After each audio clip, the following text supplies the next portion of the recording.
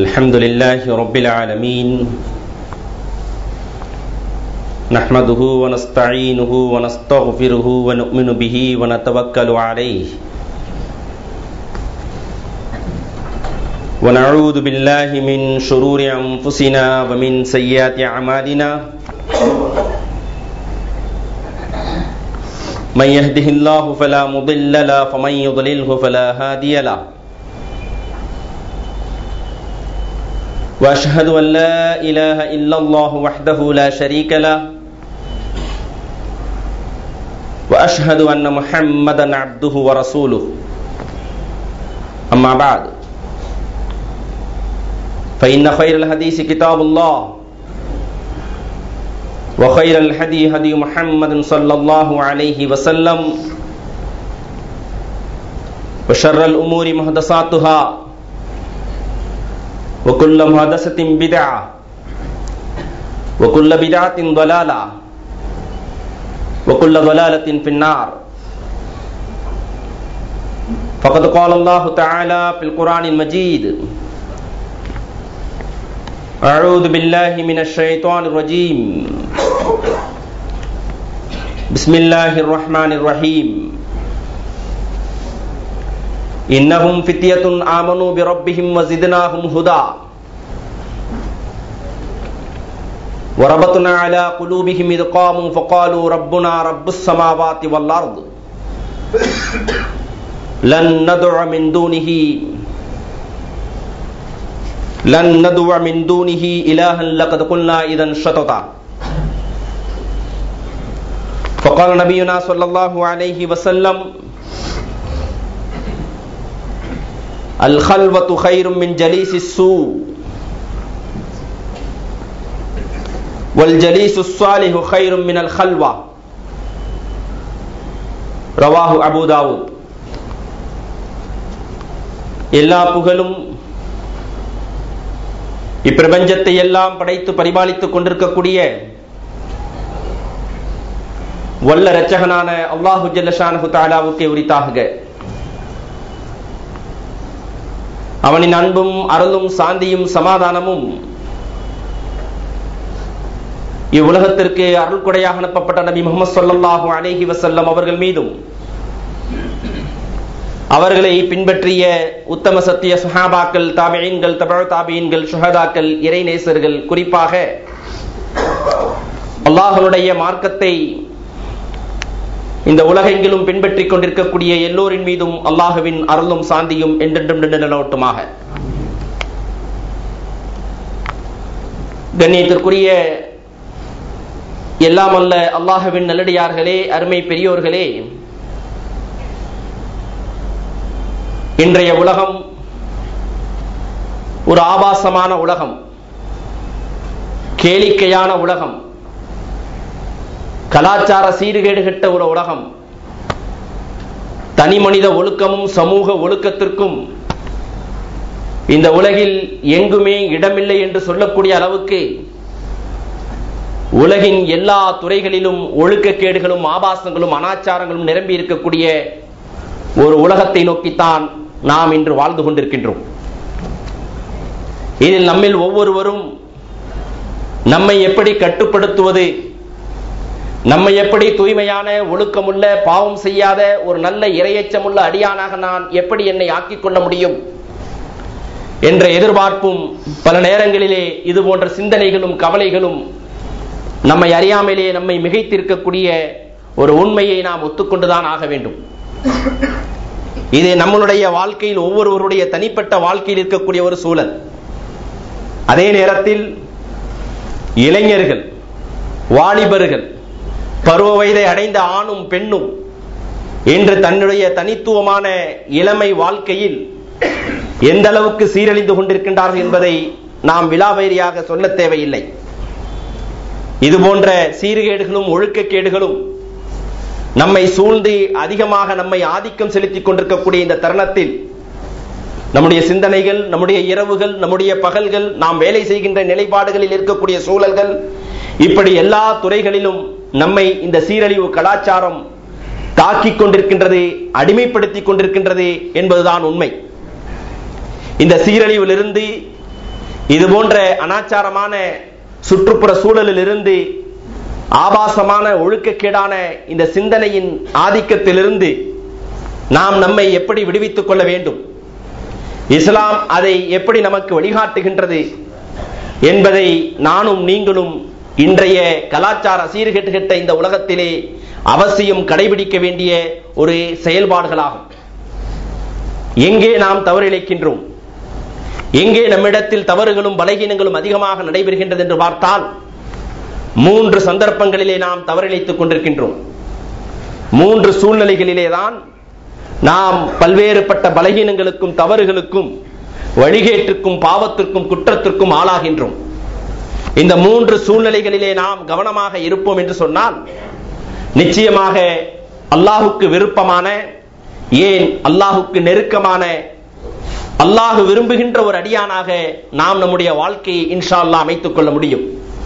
அப்படியானால் நாம் நம்மை பலகீனப்படுத்திக் கொண்டிருக்கக்கூடிய அல்லது நம்மை கட்டுப்படுத்த முடியாத, நம்மை வழிகேட்டிலும் பாவத்திலும் தள்ளுகின்ற சூழ்நிலைகள் எது என்று நாம் பார்க்கும் பொழுது, நம்மை அந்த வழிகேட்டிலும் பாவத்திலும் தள்ளுகின்ற சூழ்நிலைகளிலே முதல் சூழல் நம்முடைய சுற்றுப்புற சூழல்.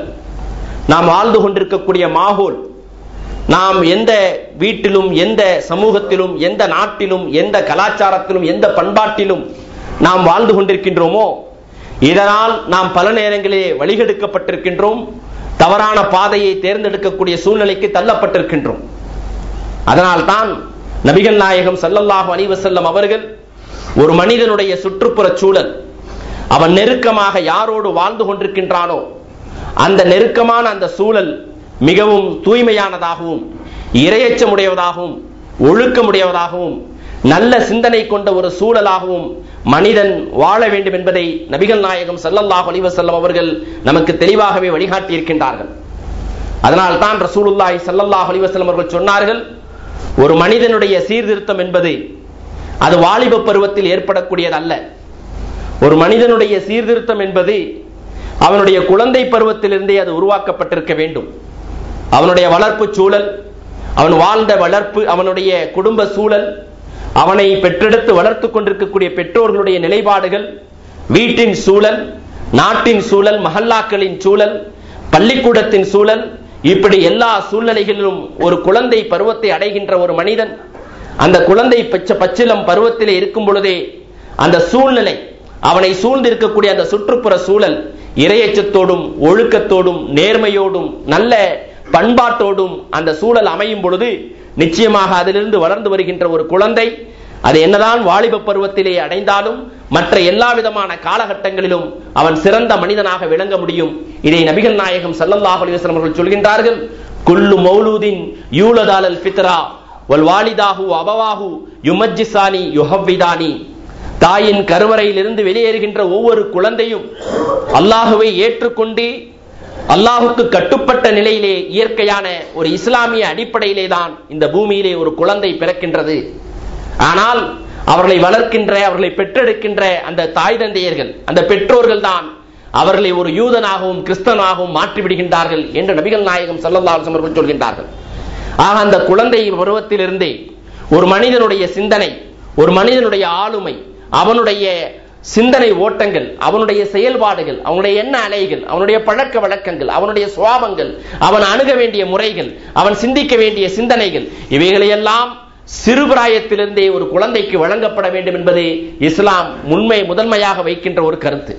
ஆக ஒரு மனிதனுடைய வாழ்க்கையில் தவறுகளும் வழிகேடுகளும் ஏற்படாமல் இருக்க வேண்டும் என்று சொன்னால் அந்த மனிதன் சூழ்ந்திருக்கக்கூடிய சுற்றுப்புற சூழல், அந்த மனிதனை சூழ்ந்திருக்கக்கூடிய அந்த அன்றாடம் நடந்து கொண்டிருக்கக்கூடிய அந்த நிகழ்வுகள் அவனுடைய சிந்தனையை பாதிக்காமல் இருக்க வேண்டும் என்று சொன்னால் அந்த சூழ்நிலை சுத்தமுடையதாக இருக்க வேண்டும்.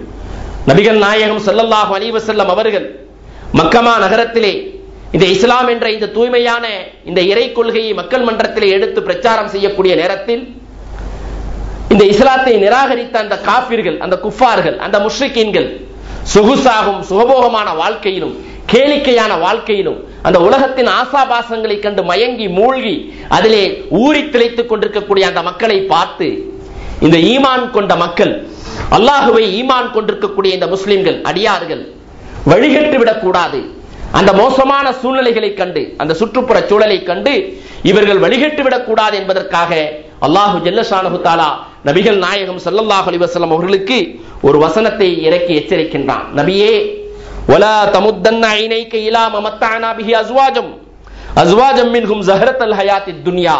நபியே, உன்னுடைய பார்வையை யாருக்கு இந்த உலகத்தின் சுகபோகங்களை எல்லாம் கொடுத்து, இந்த உலகத்தின் எல்லா விதமான ஆசா பாசங்களை எல்லாம் கொடுத்து அனுபவிக்க வைத்துக் கொண்டிருக்கின்றோமோ அவர்களின் பக்கம் உன்னுடைய பார்வையை திருப்பி விடாதே.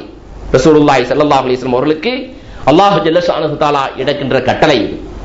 ஏனென்றால் உண்மையான ஒரு முஸ்லீமாக, இறையச்சமுள்ள ஒரு முஸ்லீமாக, ஈமானுள்ள ஒரு முஸ்லீமாக, ஒழுக்கமுள்ள ஒரு முஸ்லீமாக, அல்லாஹுக்கு பயந்து வாழுகின்ற ஒரு முத்தக்கியாக ஒரு மனிதன் இந்த உலகில் வாழ வேண்டும் என்று சொன்னால் அவனுடைய சுற்றுப்புற சூழல், அதிலே நடந்து கொண்டிருக்கக்கூடிய ஆசாபாசமான நிகழ்வுகள், இதனின் பக்கம் கவனம் செலுத்தாமல் நம்முடைய வாழ்வு இருந்தால் ஒழிய நாம் இறைவனுடைய நெருக்கத்தை அடைய முடியும் என்பதை அல்லாஹு ஜல்லஷானஹு தஆலா நபிகள் நாயகம் ஸல்லல்லாஹு அலைஹி வஸல்லம் அவர்களுக்கு எச்சரிக்கின்றான்.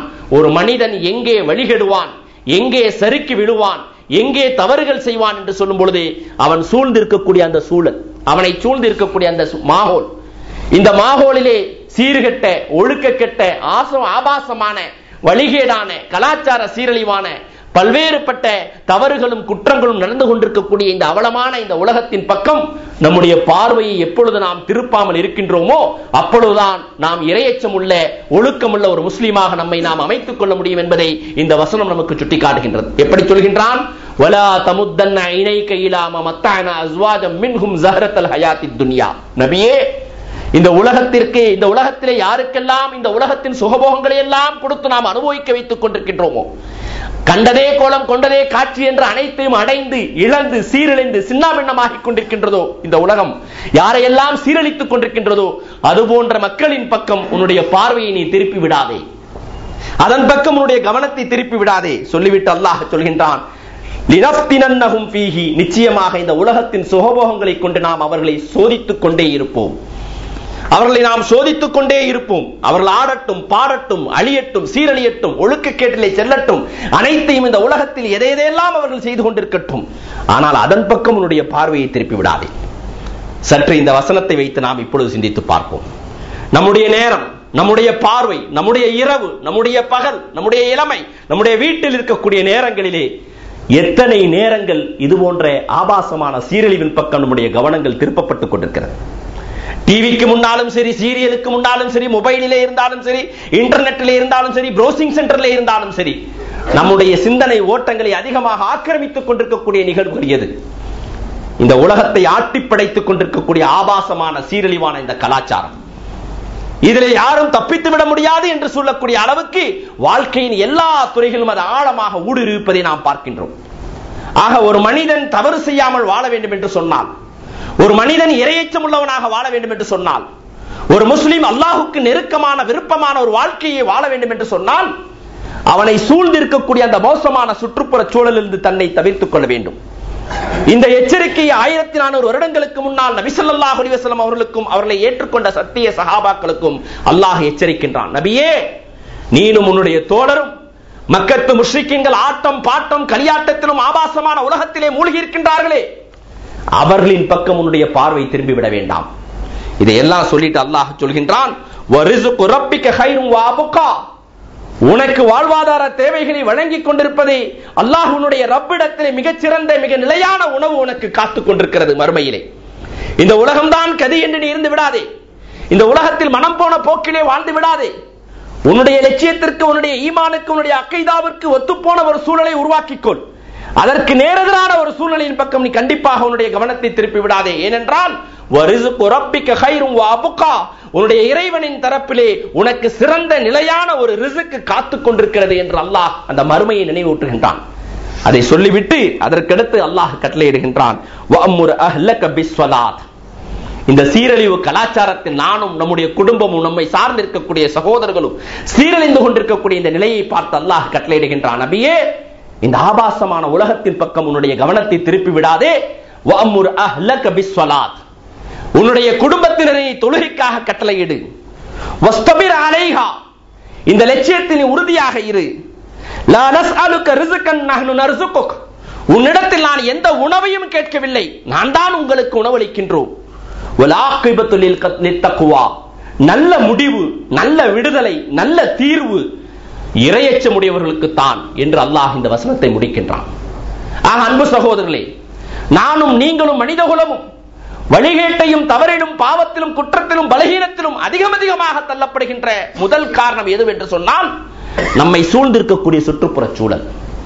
இந்த சூழ்நிலையிலிருந்து நம்மை நாம் எச்சரிக்கையாக பாதுகாத்துக் கொள்ள வேண்டும். இங்குதான் நாம் அதிகமாக தவறிழைக்கக்கூடியவர்களாக மாறுகின்றோம். அதனால் தான் சஹாபாக்கள் அல்லாஹ்வை மறக்கடிக்கின்ற எந்த சூழ்நிலையும் அவர்கள் தேர்ந்தெடுக்க மாட்டார்கள். தன்னுடைய வேலையை செய்து கொண்டிருக்கக்கூடிய நேரத்திலேயே தொழுகைக்கான அழைப்பு வந்துவிட்டால் வேகமாக அந்த வேலையை விட்டுவிட்டு அப்படியே அல்லாஹ்வின் பக்கம் அவர்கள் திரும்புவார்கள். காரணம், இந்த உழைப்பு, இந்த சம்பாத்தியம், இந்த தொழில் அல்லாஹ் எனக்கு வழங்கி இருக்கக்கூடிய குடும்பத்தினுடைய கடமையை நிறைவேற்றுகின்ற ஒரு பொறுப்பான காரியம்தான். ஆனால் இந்த வேலையும் இந்த வியாபாரமும் இந்த தொழிலும் அல்லாஹ்வை மறக்கடிக்கக்கூடிய அளவுக்கு என்னை மாற்றிவிடக் கூடாது என்பதற்காகத்தான் ஹய்யா அலஸ் ஸலாத், ஹய்யா அலல் ஃபலாஹ் என்ற இந்த வார்த்தையை கேட்டவுடன் அத்தனையும் அவர்கள் போட்டுவிட்டு அப்படியே பள்ளியின் பக்கம் ஓடி வருவார்கள். இது சஹாபாக்களுடைய நிகழ்வுகள். காரணம், இந்த சுற்றுப்புற சூழல் தன்னை வழிகெடுத்து விடக்கூடாது என்பதிலே கவனமாக இருந்தார்கள். பல நேரங்களிலே பல சஹாபாக்கள், ஏராளமான சஹாபாக்கள் ரசூலுல்லாஹி ஸல்லல்லாஹு அலைஹி வஸல்லம் அவர்களுடைய அந்த சபையோடு அப்படியே ஒன்றி ஊறி திளைத்து அப்படியே அதிலே அதிகமாக நேரங்களை கழிக்கக்கூடியவர்களாக இருந்தார்கள். காரணம், இதிலிருந்து கொஞ்சம் நகர்ந்தால் கூட நம்முடைய இறையச்சத்திற்கு, நம்முடைய ஈமானுக்கு, நம்முடைய இஸ்லாமிய வாழ்வுக்கு மிகப்பெரிய ஒரு நெருக்கடி வந்து விடுமோ என்று அந்த சஹாபாக்கள் பயந்தார்கள். ஆக தவறுகளிலிருந்து, பலகீனத்திலிருந்து, குற்றத்திலிருந்து, பாவங்களிலிருந்து நாம் நம்மை பாதுகாத்துக் கொள்ள வேண்டும் என்று சொன்னால் நல்ல சூழ்நிலையை நாம் ஏற்படுத்திக் கொள்ள வேண்டும். நம்முடைய வீடுகளாக இருக்கட்டும், நம்முடைய மஹல்லாக்களாக இருக்கட்டும், நாம் தொழில் செய்கின்ற இடமாக இருக்கட்டும், நாம் வேலைக்கு செல்கின்ற இடமாக இருக்கட்டும், எங்கு சென்றாலும் ஒரு நல்ல மாஹோல் இருக்கக்கூடிய இறையச்சத்தையும் நல்ல ஒழுக்கத்தையும் நல்ல சிந்தனையும் நினைவூட்டுகின்ற ஒரு சூழ்நிலையிலே நாம் வாழ்வதற்கு முயற்சி செய்ய வேண்டும். நம்மை வழிகெடுக்கின்ற ஒரு சூழல் வந்தால் நிச்சயமாக அதிலிருந்து நாம் எச்சரிக்கையாக வெளிவந்து விட வேண்டும். அந்த நேரத்தில் இந்த வசனம் உங்களுக்கு நினைவு வர வேண்டும். நபியை பார்த்து அல்லாஹ் எச்சரிக்கின்றான், நபியே, உன்னுடைய பாவத்தினுடைய பார்வையை ஆசாபாசமான இந்த உலகத்தின் பக்கம் நீ திருப்பி விடாதே. ஆக நம்முடைய கவனம் சிதறாமல் இருந்தால் இந்த ஆபாசமான சூழல்களும் அனாச்சாரமான சுற்றுப்புற சூழல்கள் நிரம்பி இருந்தாலும் நாம் நம்முடைய கவனம் அல்லாஹ்வுடைய நினைவோடு, அல்லாஹ்வுடைய பயத்தோடு, அல்லாஹ்வுக்கு கட்டுப்பட வேண்டும் என்ற சிந்தனையோடு நம்முடைய வாழ்க்கையை நாம் வழிநடத்தி செல்வோம் என்று சொன்னால் நிச்சயமாக இந்த சுற்றுப்புற சூழல் நம்மை வழிகெடுக்காது என்பதுதான் அல்லாஹ் நமக்கு காட்டுகின்ற வழிகாட்டுதல். ஆக ஒரு மனிதன் தவறு செய்வதிலே மிக முதலிலே அவன் தவறு செய்வதற்கு அவனை தூண்டுகின்ற காரணம், முதல் காரணம் அவனை சூழ்ந்திருக்கக்கூடிய சூழ்நிலைகள். அது டிவியாக இருக்கலாம், சீரியலாக இருக்கலாம், சினிமாக்களாக இருக்கலாம், மொபைல் போனாக இருக்கலாம், இன்டர்நெட்டாக கூட இருக்கலாம், பேஸ்புக்குகளாக இருக்கலாம், ட்விட்டர்களாக இருக்கலாம். மொத்தத்தில் நம்மை சீரழிக்கின்றது. நீங்கள் தனிமையிலே உட்கார்ந்து நீங்கள் ஆய்வு செய்து பாருங்கள், சிந்தித்து பாருங்கள். நான் ஏன் தவறு செய்தேன், நான் ஏன் பாவம் செய்தேன், இந்த பாவத்திற்கான முதல் படி எங்கிருந்து ஆரம்பித்தது என்று நீங்கள் பார்ப்பீர்கள் என்று சொன்னால் நீங்கள் அது போன்ற பாவத்தை தூண்டுகின்ற ஒரு சூழ்நிலையிலே உங்களை பிணைத்திருப்பீர்கள். அந்த சூழ்நிலையிலே நீங்கள் சிக்கி இருப்பீர்கள். அதனால் தான் உங்களால் கட்டுப்படுத்த முடியவில்லை என்று சொன்னால், உங்களால் உறுதியாக இருக்க முடியவில்லை என்று சொன்னால் அது போன்ற சூழ்நிலையிலிருந்து நீங்கள் முழுமையாக விடுவித்து விடுங்கள். அது செல்போனாக இருக்கட்டும், இன்டர்நெட்டாக இருக்கட்டும், பிரவுசிங்காக இருக்கட்டும், டிவி சீரியலாக இருக்கட்டும், இவைகளை நான் நல்ல விஷயங்களை பார்க்க வேண்டும் என்பதற்காகத்தான் நான் வாங்கினேன், நல்ல விஷயங்களுக்காகத்தான் நான் இதை பயன்படுத்துகின்றேன். ஆனாலும் என்னை கட்டுப்படுத்த முடியாது, என்னை தவறான பாதையில் இது தள்ளிவிடுகின்றது என்று நீங்கள் சிந்திப்பீர்கள் என்று சொன்னால் அந்த நல்ல விஷயத்தை விட மிக அபாயகரமான விஷயம் நீங்கள் அதனால் செய்யப்படுகின்ற பாவங்கள் என்பதை நீங்கள் கவனத்தில் கொள்ள வேண்டும். அதனால் தான் அல்லாஹு ஜல்ல ஷானஹு தஆலா நபி ஸல்லல்லாஹு அலைஹி வஸல்லம் அவர்களுக்கு எச்சரித்தான், நபியே, இது போன்ற சூழலிலே கலாச்சார சீரழிலே மூழ்கி இருக்கக்கூடிய மக்களின் பக்கம் உன்னுடைய கவனத்தை நீ திருப்பி விடாதே. ஆக ஒரு மனிதன் தவறு செய்வது, நானும் நீங்களும் தவறு செய்வதிலே எங்கே முனைப்போடு முதல் படியிலே நிற்கின்றோம் என்று சொன்னால் அந்த சூழ்நிலை தான் நம்மை தள்ளுகின்றது. சுற்றுப்புற சூழல், அந்த மாஹோல், நல்ல மாஹோலை ஏற்படுத்திக் கொள்ள வேண்டும். பள்ளிவாசலோடு தொடர்பு, நல்ல உபதேசங்கள் நிகழ்த்துகின்ற இடங்கள், நல்ல அறிவுரைகளை சொல்லுகின்ற மனிதர்கள், அல்லாஹ்வுடைய நினைவை ஊட்டுகின்ற ஞாபகப்படுத்துகின்ற நிகழ்வுகள், இதனின் பக்கம் நம்முடைய கவனங்கள் அதிகமாக இருக்கும் என்று சொன்னால் நானும் நீங்களும் என்னதான் கலாச்சார சீரழிவு கொண்ட உலகமாக இருந்தாலும் நிச்சயம் வழிகிட மாட்டோம். அல்லாஹ் நம்மை எச்சரித்தை நமக்கு உத்தரவாதத்தோடு செல்கின்றான். இரண்டாவது, ஒரு மனிதன் தவறின் பாதையை தேர்ந்தெடுப்பதற்கு, பாவத்திலும் குற்றத்திலும் பலகீனத்திலும் தள்ளப்படுவதற்கு இரண்டாவது காரணம் அவனுடைய நண்பர்கள், ஃப்ரெண்ட்ஷிப். அந்த தோழமையிலே ஏற்படுகின்ற குளறுபாடுகள், தவறுகள் தான் ஒரு மனிதன் தவறு செய்வதற்கு காரணமாக அமைகின்றது. அதனால் தான் சஹாபாக்கள் இறையச்சத்திலும் ஒழுக்கத்திலும் ஈமானிலும் முழுமையாக இருக்கக்கூடிய நபியோடு தோழமை கொள்வதிலே முனைப்போடு இருந்தார்கள். ரசூலுல்லாஹி ஸல்லல்லாஹு அலைஹி வஸல்லம் அவர்கள் நல்ல நண்பர்களோடு நீங்கள் வாழ வேண்டும் என்று நமக்கு அறிவுரை செய்திருக்கின்றார்கள். இன்று நாம் பார்க்கின்றோம், எத்தனையோ தனி மனிதர்கள், வாலிபர்கள், குடும்ப தலைவர்கள், பல பேர்கள் வழிகடுவதற்கு காரணம் அவரை நெருங்கி இருக்கக்கூடிய சில நண்பர்கள் என்பதை நாம் யாரும் மறுக்க முடியாது. ஆக மனிதன் தவறு செய்வதும் பாவம் செய்வதும் குற்றம் செய்வதற்கு இரண்டாவது காரணம் அவனை சூழ்ந்திருக்கக்கூடிய நண்பர்கள். அந்த நண்பர்களை இறையச்சமுடையவர்களாக, ஒழுக்கமுடையவர்களாக, கட்டுப்பாடு உடையவர்களாக, அல்லாஹ்வை நினைவூட்டக்கூடியவர்களாக இருந்தால், என்னதான் தவறுகளும் பாவங்களும் செய்யக்கூடிய ஒரு மனிதன் இருந்தால் அவனை திருத்தக்கூடியவராக மாறி இருப்பார்கள். நீங்கள் இந்த விஷயத்தை நீங்கள் தனிமையிலே வைத்து சிந்தித்து பாருங்கள். உங்களுடைய வாழ்க்கையில் நீங்கள் எங்கே தவறு இழைத்தீர்களோ, என்ன குற்றங்களை இழைத்தீர்களோ, அந்த குற்றத்திற்கு என்ன காரணம்? ஒன்று சூழ்நிலை, இன்னொன்று உங்களுடைய நண்பர்களாக இருப்பார்கள். நல்ல நண்பர்களாக இருந்தால் உங்களை சரியான பாதையின் பக்கம் திருப்பி இருப்பார்கள். அந்த நண்பர்களிடத்தில் பாவங்களும் பலகீனங்களும் குற்றங்களும் பொடுபோக்குத்தன்மையும் அல்லாஹ்வை மறந்த நிகழ்வுகளும் காணப்படும் என்று சொன்னால் நிச்சயம் பல நேரங்களில் அவர்கள் நம்மையும் அந்த பாதையின் பக்கம் இழுத்திருப்பார்கள். அதனால் தான் நபிகள் நாயகம் ஸல்லல்லாஹு அலைஹி வஸல்லம் அவர்கள் சொன்னார்கள், நல்ல நண்பனை தேர்ந்தெடுப்பது என்பது, ரசூலுல்லாஹி ஸல்லல்லாஹு அலைஹி வஸல்லம் அவர்கள் சொல்கின்றார், புகாரியிலே பதிவு செய்யப்பட்டிருக்கக்கூடிய ஹதீஸ், நல்ல நண்பனை தேர்ந்தெடுப்பது என்பது நறுமணத்தோடு இருப்பதற்கு சமமாகும். அத்தர் என்ற நறுமணத்தோடு இருப்பதற்கு சமமாகும். அந்த நறுமணம் எப்படி பக்கத்தில் இருக்கக்கூடியவர் அந்த நறுமணத்தை வைத்திருந்தால், நாம் பூசவில்லை என்றாலும் அந்த நறுமணம் நம்முடைய எண்ணத்தையும் நம்முடைய சிந்தனையும் எப்படி ஆக்கிரமிக்கிறதோ, நம்முடைய உள்ளத்தை எப்படி ஈர்க்கிறதோ, அதனுடைய நல்ல வாசனை நம்முடைய சிந்தனையும் நம்முடைய உள்ளத்துக்கும் இதயத்திற்கும் இதமளிக்கின்றதோ, அதுபோன்று நல்ல நண்பர்கள் நிச்சயம் நாம் தவறாக இருந்தாலும் நம்மோடு இருக்கக்கூடியவர்கள் நல்ல நண்பர்களாக இருந்தால் அந்த நறுமணத்தின் தாக்கம், அந்த நல்ல குணத்தின் தாக்கம், நல்லொழுக்கத்தின் தாக்கம், அந்த இறையச்சத்தின் தாக்கம், அவருடைய ஈமானின் தாக்கம், அந்த ஒழுக்கத்தின் தாக்கம் நிச்சயம் நம்முடைய வாழ்க்கையில் ஒரு மாற்றத்தை ஏற்படுத்தும்.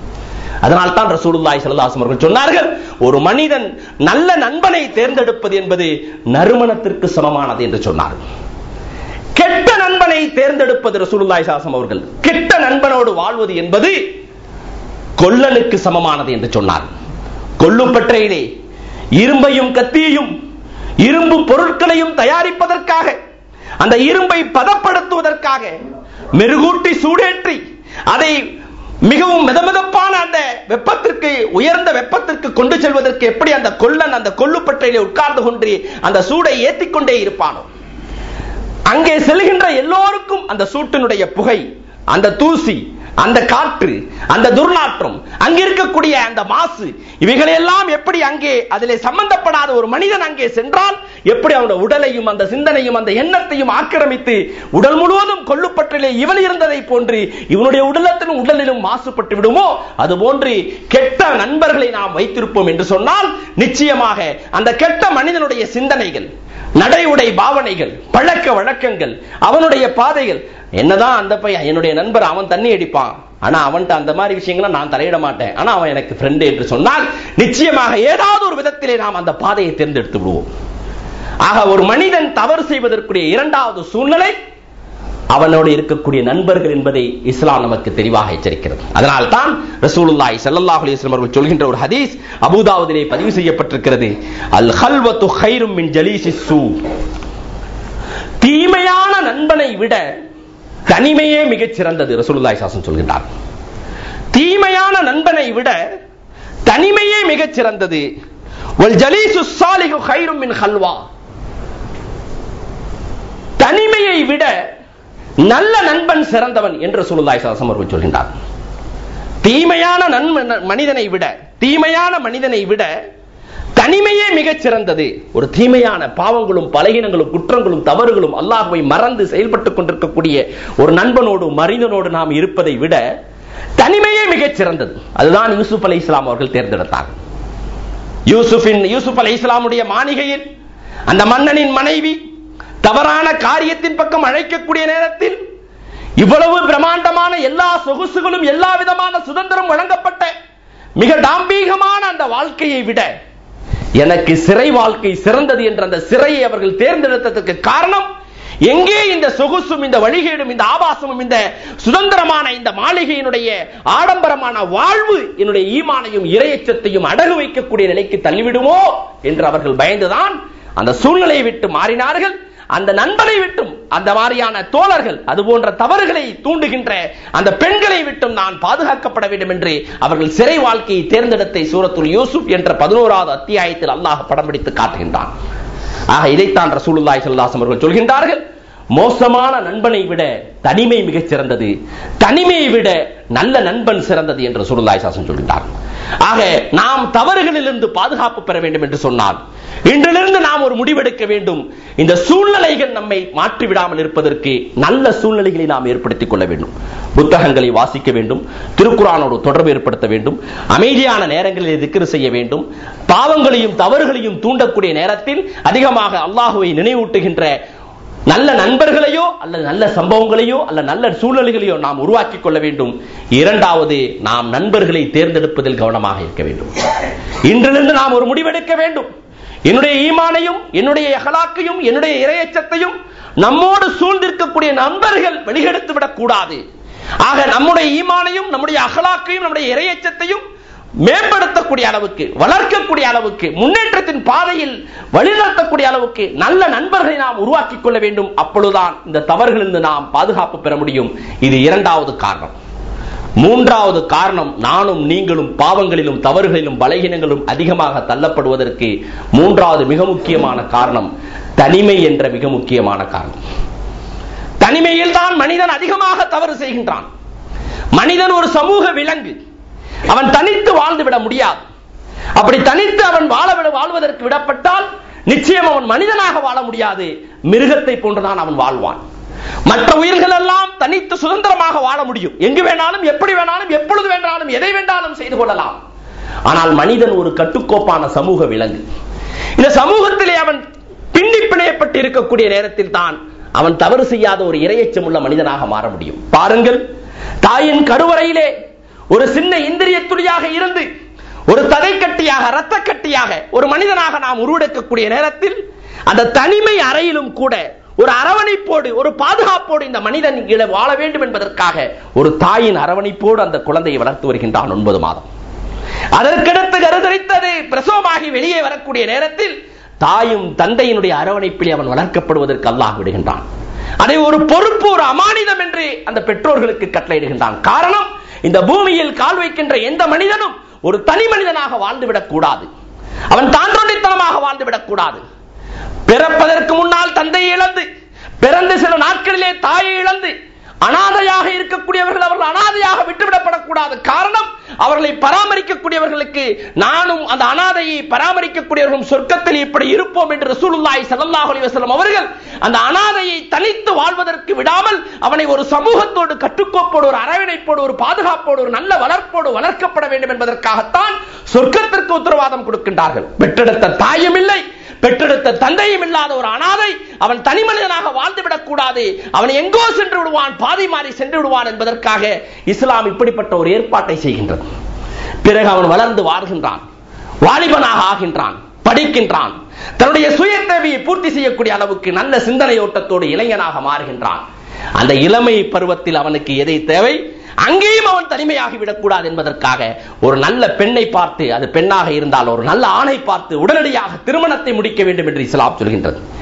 இப்படி எல்லா கட்டங்களிலும் மனிதனை தனித்து வாழ்வதிலிருந்து இஸ்லாம் கடுமையாக அவனை தடுத்து எச்சரித்து ஒரு சமூகத்தோடு பின்னி பிணையப்பட்ட ஒரு வாழ்க்கையாக அமைக்கின்றது. காரணம், நீங்கள் நன்றாக யோசித்து பாருங்கள், நம்முடைய வாழ்க்கையில் எங்கே தவறு நடந்தது என்று பார்த்தால் நிச்சயமாக அதிகமான நேரம் தனிமையின் சூழ்நிலையிலே தான் அதிகமான தவறுகள் நடந்திருக்கும்.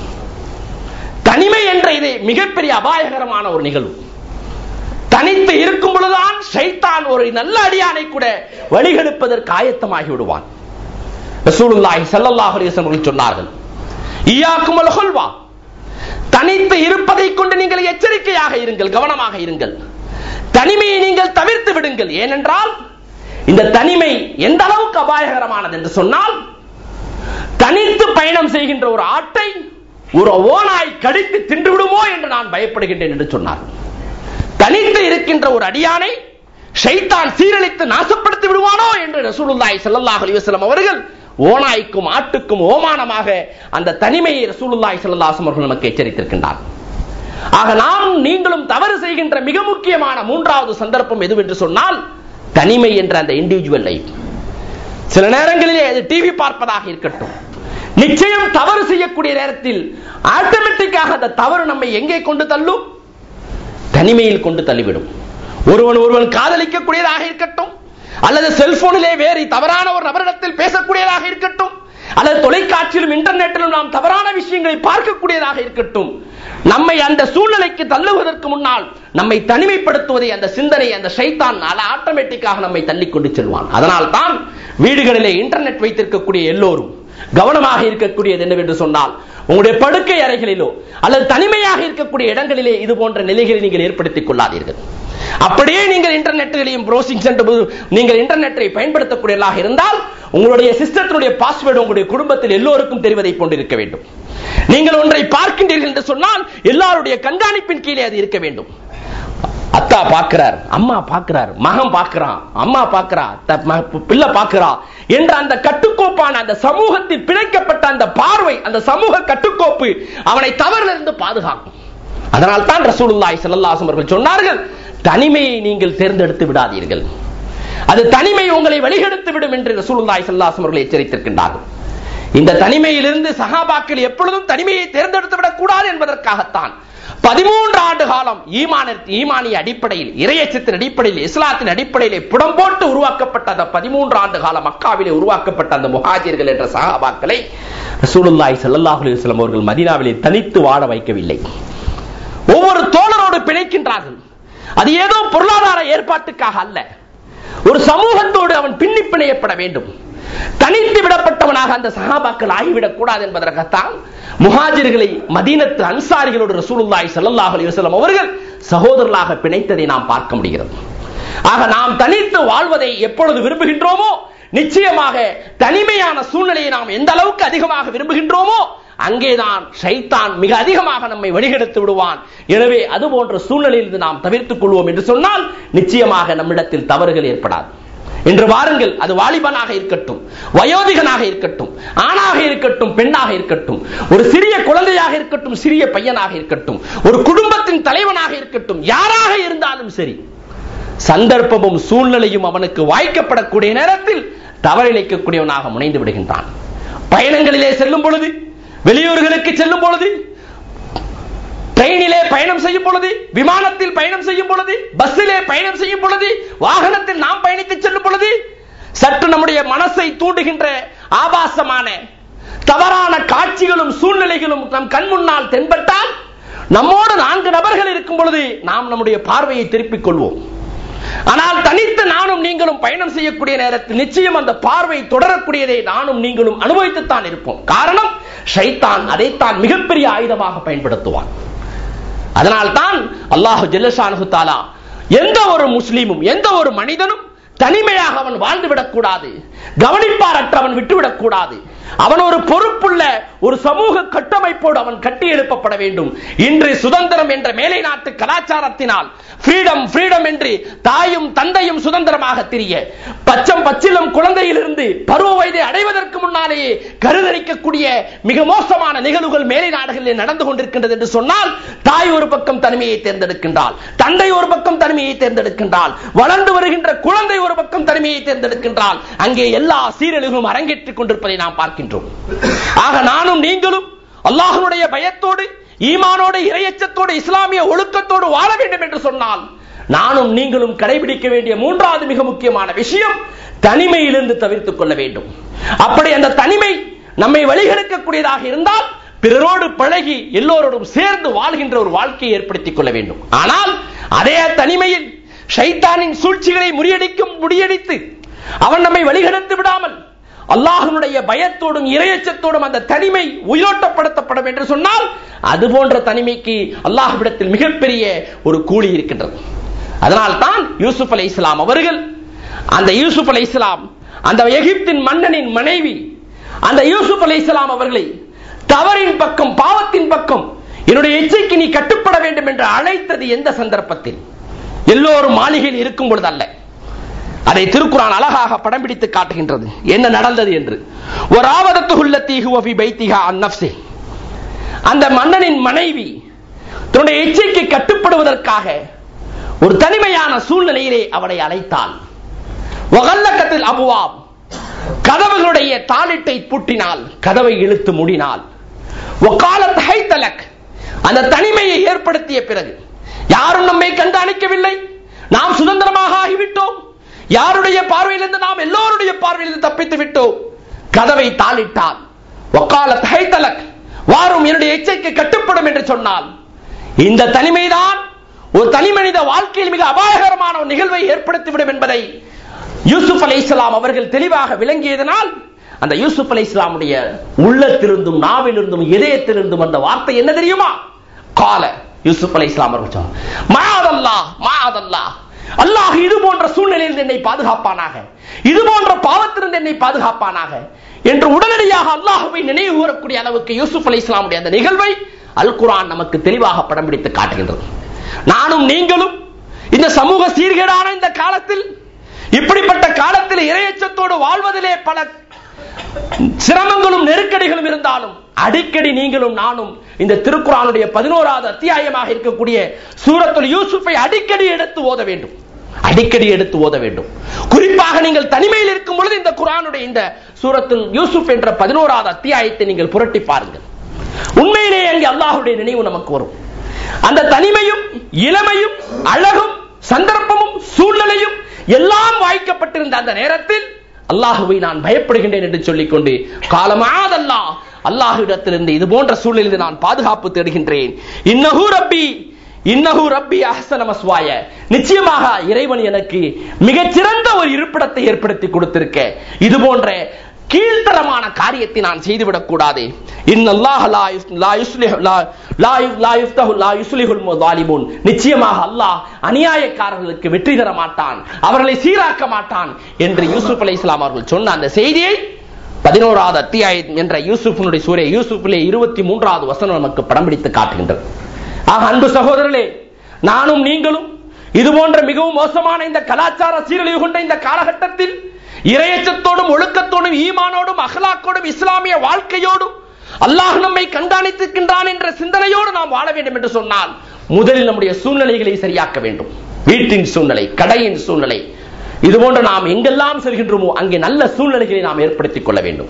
இரண்டாவது, நல்ல நண்பர்களோடு நாம் வாழுகின்ற ஒரு பழக்கத்தை ஏற்படுத்திக் கொள்ள வேண்டும். மூன்றாவது, தனிமையை நாம் தவிர்த்துக் கொள்ள வேண்டும். அப்படியே தனிமை வந்தால் இறையச்சத்தோடு வாழ்வதற்கான ஒரு முயற்சி எடுக்க வேண்டும். ரசூலுல்லாஹி ஸல்லல்லாஹு அலைஹி வஸல்லம் அவர்கள் சொல்கின்ற ஒரு ஹதீஸ் நீங்கள் எல்லோரும் பலமுறை கேள்விப்பட்டிருப்பீர்கள். அபூ ஹுரைரா ரலியல்லாஹு அன்ஹு அறிவிக்கக்கூடிய ஒரு ஹதீஸ், புகாரி முஸ்லிமிலே பதிவு செய்யப்பட்டிருக்கிறது.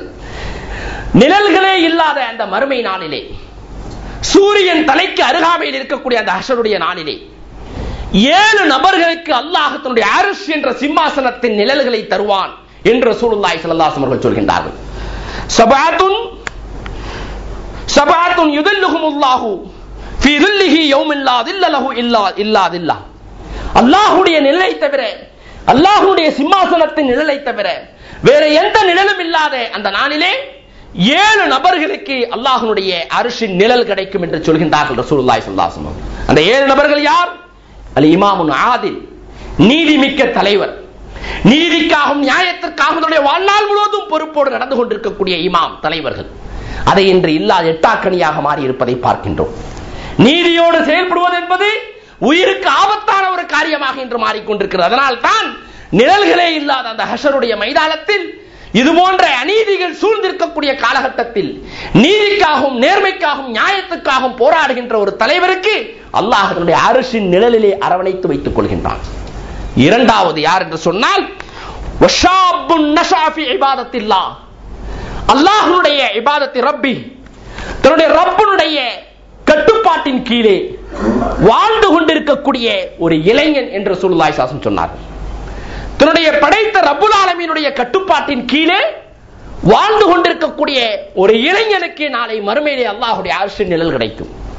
இன்று இளமை பருவத்தில் அப்படிப்பட்ட ஒரு கட்டுப்பாட்டை எதிர்பார்ப்பது மிகப்பெரிய சிரமம் என்று நாமே சொல்கின்றோம்.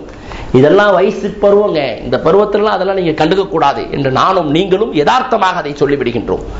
வாலிப பருவத்தில் இறைச்சத்தோடும் கட்டுப்பாடோடும் ஒழுக்கத்தோடும் நேர்மையோடும் இருப்பது என்பது மிக டிராஜடியான, மிக நெருக்கடியான சவாலான ஒரு வாழ்க்கை தான். அப்படி இருக்கக்கூடியவர்களுக்கு நாளை மறுமையிலே ரசூலுல்லாஹி ஸல்லல்லாஹு அலைஹி வஸல்லம் சொல்கின்றார்கள், ஷாபுன் நஷா ஃபி இபாதத்தி ரப்பி. மூன்றாவது யார் என்று சொன்னால், வரஜுலுன் கல்புஹு முஅல்லகுன் ஃபில் மஸ்ஜித். எந்த ஒரு மனிதனுடைய இதயம், எந்த ஒரு மனிதனுடைய உள்ளம் பள்ளிவாசலோடு பின்னி பிணையப்பட்டிருக்கிறதோ அவர்கள் நாளை மறுமையிலே அர்ஷனுடைய நிழலிலே இருப்பார்கள். இங்க எல்லாம் நீங்க பார்த்துக்கிட்டே வரணும். இந்த மூன்று சூழ்நிலைக்கு தகுந்தாற்போல், சூழ்நிலை, நண்பர்கள், தனிமை, இந்த மூன்றுக்கு தகுந்தாற்போல் யார் இதிலே கவனமாக இருக்கின்றார்களோ அர்ஷின் நிழல் கிடைக்கும் என்பதை தான் இந்த ஹதீஸ் விலாவாரியாக நமக்கு சொல்கின்றது. வரஜுலுன் முஅல்லகுன் ஃபில் மஸ்ஜித், பள்ளிவாசலோடு தொடர்பு வைத்துக் கொண்டிருக்கக்கூடிய ஒரு மனிதன். நான்காவது, வரஜுலுன் தலபத்துஹு இம்ராத்துன் ذات منصب وجمال فقال اني اخاف الله. அழகும் அறிவும் உடல் திரகார்த்தமும் கொண்ட ஒரு பெண், அவளை பார்த்து ஒரு மனிதன் அவளை அடைய வேண்டும் என்று எண்ணக்கூடிய நேரத்தில், தன்னுடைய இச்சைக்கு அவளை கட்டுப்படுத்த விட வேண்டும் என்று எண்ணக்கூடிய நேரத்தில் அந்த மனிதனை பார்த்து இந்த பெண் சொல்கின்றான், இன்னி அகாஃபுல்லா, நான் அல்லாஹ்வை அதிகமாக பயப்படுகின்றேன் என்று சொல்லி அந்த தவறிலிருந்து யார் தன்னை விலக்கிக் கொள்கின்றார்களோ அப்படிப்பட்ட மனிதர்கள். இன்று வாழ்க்கையில் சறுக்கியவர்கள், பாவத்தில் வீழ்ந்தவர்கள், பலகீனத்தில் ஆட்பட்டவர்கள் எல்லோருடைய வாழ்க்கைக்கு பின்னாலும் ஒரு பெண் இருக்கின்றாள் என்று சொல்கின்றார்கள். ஒரு பெண்ணின் மூலமாகத்தான் பெரும் பெரும் தலைவர்கள், பெரும் பெரும் நல்லவர்கள் என்று சொல்லக்கூடியவர்கள், சமூக தலைவர்கள் எல்லோரும் சீரழிந்து கொண்டிருப்பதை நாம் பார்க்கின்றோம். ஆனால் அது போன்ற சூழ்நிலை வரும் பொழுது இன்னி அகாஃபுல்லா, நான் அல்லாஹ்வை அதிகமாக பயப்படுகின்றேன் என்று சொல்லி யார் அந்த தவறிலும் அந்த குற்றத்திலும் தன்னை ஆட்படுத்திக் கொள்ளாது பாதுகாத்துக் கொள்கின்றார்களோ அவர்களுக்கு நாளை அர்ஷின் நிழல் கிடைக்கும் என்று ரசூலுல்லாஹி ஸல்லல்லாஹு அலைஹி வஸல்லம் சொல்லி இருக்கின்றார். அதற்கடுத்து யார், வரஜுலானி யதஹாப்பா ஃபில்லாஹி வ இஜ்தமா அலைஹி வ தகர்ரபா. இரண்டு நபர்கள் அல்லாஹ்வுடைய விருப்பத்திற்காகவே நேசிக்கின்றார்கள், அல்லாஹ்வுடைய விருப்பத்திற்காகவே ஒன்று சேர்கின்றார்கள், அல்லாஹ்வுடைய விருப்பத்திற்காகவே நெருங்குகின்றார்கள். இது போன்ற மனிதர்களுக்கு அல்லாஹ்வுடைய அர்ஷின் நிழல் கிடைக்கும் என்று ரசூலுல்லாஹி ஸல்லல்லாஹு அலைஹி வஸல்லம் சொன்னார்கள். இன்று நம்முடைய நண்பர்கள், நம்முடைய தோழர்கள், நம்முடைய பழக்க வழக்கத்தில் இருக்கக்கூடியவர்கள் எல்லோரையும் அல்லாஹ்வுடைய நேசத்திற்காகத்தான் நாம் விரும்புகின்றோமா? இல்லை, பல நேரங்களில் சுயநலத்திற்காக, நம்முடைய தேவைக்காக பலரை நாம் நெருங்குவதை பார்க்கின்றோம். இவரிடத்தில் நற்குணங்கள் இருக்கிறது, இவரிடத்தில் நல்ல மனிதனாக இருக்கின்றார், இவரை நான் நேசிப்பேன், இவரின் மூலமாக எனக்கும் அல்லாஹ்வுடைய நேசமும் கிடைக்கும் என்று தூய்மையான எண்ணத்தோடு யார் நல்ல மனிதர்களை நேசிக்கின்றார்களோ, நல்ல நண்பர்களை உருவாக்கிக் கொள்கின்றார்களோ அவர்களுக்கு அர்ஷின் நிழல் கிடைக்கும் என்று ரசூலுல்லாஹி ஸல்லல்லாஹு அலைஹி வஸல்லம் சொல்கின்றார். அதற்கடுத்து வரஜலுன் தஸத்தக அஹ்ஃபா ஹத்தா லா தஅலம ஷிமாலுஹு மா துன்ஃபிகு பியமீனி. ஒரு மனிதன் தன்னுடைய செல்வத்தை செலவு செய்கின்றான். எந்த அளவுக்கு ரகசியமாக செலவு செய்கின்றான் என்று சொன்னால், வலது கரத்தில் கொடுக்கின்ற தர்மம் இடது கரத்துக்கு கூட தெரியாமல் மிக ரகசியமாக, தற்பெருமை இல்லாமல், ஆணவம் இல்லாமல், பெருமை இல்லாமல் அவன் அந்த தர்மத்தை செய்யும் பொழுது அல்லாஹ் அவனுக்கு அர்ஷின் நிழலை கொடுக்கின்றான். ஆறாவது நபர். ஏழாவது நபர் யார்? இதுதான் மிக முக்கியமானது. வரஜுலுன் தக்கரல்லாஹ காலியன். எந்த ஒரு மனிதன் தனிமையில் அல்லாஹ்வை நினைவு கூர்ந்து, தனிமையில் அல்லாஹ்வை நினைவு கூர்ந்து, நிச்சயம் நானும் நீங்களும் பல நேரங்களிலே தனிமையில் அல்லாஹ்வை நினைவு கூர்ந்து இருப்போம். ஆனால் அதற்கடுத்து ரசூலுல்லாஹி ஸல்லல்லாஹு அலைஹி வஸல்லம் சொல்கிறார், ஃபஃபாலத் ஐனாஹு. தனிமையில் அல்லாஹ்வை நினைவு கூறுவதனால் அந்த தனிமையில் தன்னுடைய இரண்டு கண்களிலிருந்து எந்த ஒரு மனிதனுடைய கண்களில் இருந்து தண்ணீர் வருகின்றதோ, கண்ணீர் வருகின்றதோ அவர்களுக்கு நாளை மறுமையிலே அர்ஷின் நிழல் கிடைக்கும். நானும் நீங்களும் பல சந்தர்ப்பங்களிலே பல அபாயகரமான தோல்விகளும் ஆபத்துகளும் கடந்து விட்டு சந்தித்தால் கண்ணீர் விட்டு அழுகின்றோம், இழப்புகளினால் அழுகின்றோம். நாளை இறைவனுடைய நீதிமன்றத்திற்கு முன்னால் நிறுத்தப்படக்கூடிய நேரத்தில் ஐயோ என்னுடைய நிலை என்னவாகும், அல்லாஹ் என்னை தண்டிப்பானா, என்னை நரகவாதியாக ஆக்குவானா, சொர்க்கவாதியாக ஆக்குவானா என்ற பயத்தினால் தனிமையில் நாம் அல்லாஹ்வை நினைவு கூர்ந்து கண்ணீர் விட்டிருக்கின்றோமா? ஆக தனிமையில் அப்படி நாம் இருக்கின்றோம் என்று சொன்னால் இந்த நிலைகளை தேர்ந்தெடுத்தால் தான் நமக்கு அர்ஷின் நிழல் கிடைக்கும் என்று ரசூலுல்லாஹி ஸல்லல்லாஹு அலைஹி வஸல்லம் சொல்கின்றார். ஆக அன்பு சகோதரர்களே, இந்த சம்பவங்கள் நமக்கு சொல்கின்ற செய்தி, இந்த 7 நபர்கள் அர்ஷின் நிழலை சந்திப்பார்கள் என்று சொல்கின்ற செய்தி 3 சந்தர்ப்பங்களை அடிப்படையாக கொண்டிருக்கிறது. ஒன்று, நம்மை நாம் தவறில் ஆழ்த்திக் கொள்ளக்கூடியது முதல் சூழ்நிலை சுற்றுப்புற சூழல், அதிலிருந்து நாம் கவனமாக இருக்க வேண்டும். 2, நண்பர்கள் நம்மளை வழிகெடுப்பது, நல்ல நண்பர்களை தேர்ந்தெடுக்க வேண்டும். 3, நாம் தனிமையிலே இறையச்சத்தோடு இருப்பதற்கு நாம் முயற்சி செய்ய வேண்டும். இந்த 3லும் நாம் கவனமாக இருப்போம் என்று சொன்னால், நாம் இப்பொழுது இந்த ஜும்மாவிலே நானும் நீங்களும் எந்த இறை நினைவோடு, எந்த இறையச்சத்தோடு, எந்த பயத்தோடு, எந்த பேணுதலோடு அமர்ந்திருக்கின்றோமோ அதுபோன்று வாழ்நாள் முழுவதும் நாம் செயல்படுகின்ற பாக்கியத்தை நாம் அடைய முடியும் இன்ஷா அல்லாஹ். அதற்கு ரசூலுல்லாஹி ஸல்லல்லாஹு அலைஹி வஸல்லம் அவர்கள் நமக்கு அல் குர்ஆன் மூலமாக ஒரு துஆவை கற்றுத் தருகின்றார்கள். அல்லாஹ் ரசூலுல்லாஹி ஸல்லல்லாஹு அலைஹி வஸல்லம் அவர்களை பார்த்து சொல்கின்றான், குல், நபியே நீங்கள் சொல்லுங்கள், ஷைத்தானின் ஊசலாட்டங்கள், ஆபாசமான கலாச்சார சீரழிவுகள் நம்மை வழிகெடுப்பதை போன்று நாம் உணர்ந்தால் நாம் என்ன செய்ய வேண்டும்? அல் குர்ஆன் நமக்கு அந்த துஆவை கற்றுத் தருகின்றது. பாருங்கள், சூரத்துல் முஃமினூன் என்ற 23வது அத்தியாயத்தினுடைய 97, 98வது வசனம் சொல்கின்றது, குர், நபியே நீங்கள் சொல்லுங்கள், ரப்பி அஊது பிக்க மின் ஹமஸாத்திஷ் ஷயாத்தீன், இறைவா ஷைத்தான்களின் தூண்டுதலிலிருந்து என்னை பாதுகாப்பாயாக, ஷைத்தான்களின் ஊசலாட்டத்திலிருந்து என்னை பாதுகாப்பாயாக. ரசூலுல்லாஹி ஸல்லல்லாஹு அலைஹி வஸல்லம் அல்லாஹ் கற்றுக் கொடுத்த துஆ. நபியை பார்த்து சொல்லுங்க, நபியே நீங்கள் கேளுங்கள், ரப்பி அஊது பிக்க மின் ஹமஸாத்திஷ் ஷயாத்தீன் வ அஊது பிக்க ரப்பி அன் யஹ்தரூன், அந்த ஷைத்தான் என்னிடத்தில் ஆஜராகுவதை கொண்டும் நான் உன்னிடத்தில் பாதுகாவல் தருகின்றேன். அவன் ஆஜராகாமல் இருக்க வேண்டும், அவன் என் மீது ஆதிக்கம் செலுத்தாமல் இருக்க வேண்டும்.